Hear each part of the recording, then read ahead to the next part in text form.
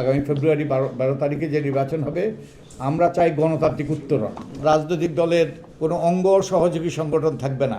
এই যে অঙ্গ সহযোগী সংগঠনগুলো আমাদের বিশ্ববিদ্যালয়গুলোকে বিশেষত পাবলিক বিশ্ববিদ্যালয়ের রণক্ষেত্রে পরিণত করেছে। তুলে ধরবো যে তারা এই সংস্কার প্রস্তাবগুলো কোন কোন বিষয় তারা তাদের নির্বাচনী ইশতেহারে অন্তর্ভুক্ত করেছে, কী কী অঙ্গীকার করেছে, যাতে মানুষ জেনে শুনে বুঝে ভোটাধিকার প্রয়োগ করতে পারে। কোন দল কোন অবস্থান নিয়েছে কোন বিষয়ে, সেগুলো আমরা তুলে ধরে পরবর্তীতে।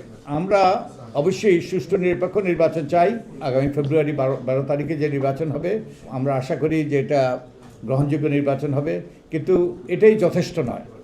আমরা চাই গণতান্ত্রিক উত্তরণ, অর্থাৎ গণতন্ত্রের প্রাতিষ্ঠানিকরণ।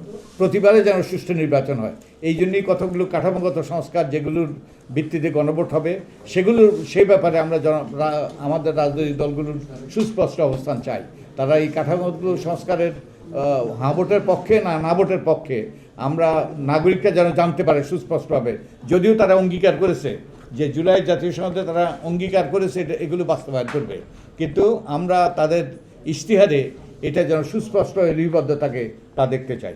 এই গণতান্ত্রিক এবং স্বচ্ছ রাজনৈতিক দলের জন্য রাজনৈতিক দলের নিবন্ধনের কতগুলো শর্ত আছে আরপিওতে। এই শর্তগুলো তারা মানছে কিনা। একটা শর্ত হলো, যেমন রাজনৈতিক দলের কোনো অঙ্গ সহযোগী সংগঠন থাকবে না। আমি আপনাদের পড়ে শোনাই। লেখা আছে, শিক্ষা প্রতিষ্ঠান, শিক্ষক বা ছাত্র এবং আর্থিক বাণিজ্যিক বা শিক্ষা প্রতিষ্ঠানের বা সংস্থার কর্মচারী বা শ্রমিকদের বা অন্য কোনো পেশার সদস্যগণের সহযোগী বা অঙ্গ সংগঠন না থাকা এই নিবন্ধিত দল নিবন্ধনের একটা শর্ত।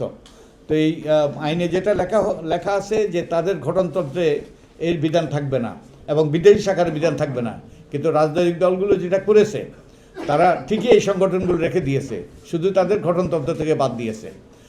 তো এটা একটা খেলা খেলেছে তারা ভাতৃপ্রতিম সংগঠন বলে এগুলো চালিয়ে দিয়েছে। তো এই যে আইনের যে উদ্দেশ্য, সেই উদ্দেশ্যই তারা এই যে বন্ডুল করে দিয়েছে। তো আমরা আশা করি যে এ ব্যাপারে তারা সুস্পষ্ট অবস্থান নেবে, কারণ আমরা জানি যে আমাদের এই যে অঙ্গ সহযোগী সংগঠনগুলো আমাদের বিশ্ববিদ্যালয়গুলোকে বিশেষত পাবলিক বিশ্ববিদ্যালয়ের রণক্ষেত্রে পরিণত করেছে।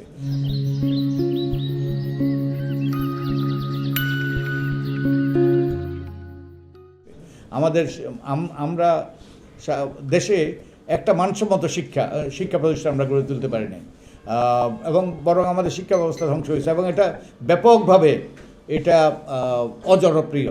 তো আমরা আশা করি আমাদের রাজনৈতিক দলগুলো এ ব্যাপারে অবস্থান নেবে। আর আরেকটা বিষয়ে আমরা আশা করি আমাদের রাজনৈতিক দলগুলো আইন মেনে তাদের মনোনয়ন দেবে।